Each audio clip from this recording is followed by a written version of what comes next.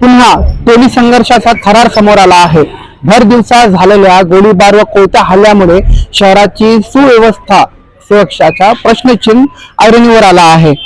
वनराज आंबेकर हत्या प्रकरणातील आरोपी आकाश मस्के याचा भाऊ अक्षय उर्फ बाळा मस्के याच्यावर आज सकाळी 10:15 सुमारास हल्ला करण्यात आला। दुचाकी सवार आल्याने 4 हल्लेखोरांनी अक्षयवर 3 राऊंड फायर केल्याची माहिती समोर आली आहे।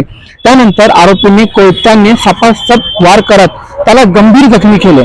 जखमी अवस्थेत स्थानिक नागरिकांनी अक्षयला तातडीने भारतीय विद्यापीठ रुग्णालयात दाखल केले असून त्याची प्रकृती चिंताजनक असल्याची माहिती समोर आली आहे।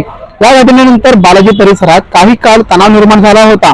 पोलिसांच्या प्राथमिक तपासानुसार हा हल्ला जुन्या टोलीच्या संघर्षातून आणि सुरातल्या भावातून झाल्याची शक्यता व्यक्त केली जात आहे। अक्षय मस्के याच्यावर मध्य प्रदेशातून पुण्यात पिस्तूल आणण्यातून भूमिका असल्याचा संशय पोलिसांना आहे। घटनेनंतर गुन्हे शाखे आणि स्थानिक पोलिसांनी घटनास्थळी धाव घेतली असून सीसीटीव्ही फुटेज सध्या तपासले जात आहेत। याच्याबद्दल अजून पुढील तपास सुरू आहे। त्यासाठी तुम्ही पाहत राहा न्यूज नेटवर्क 360 मराठीसाठी मी शोध नदाफ पुणे।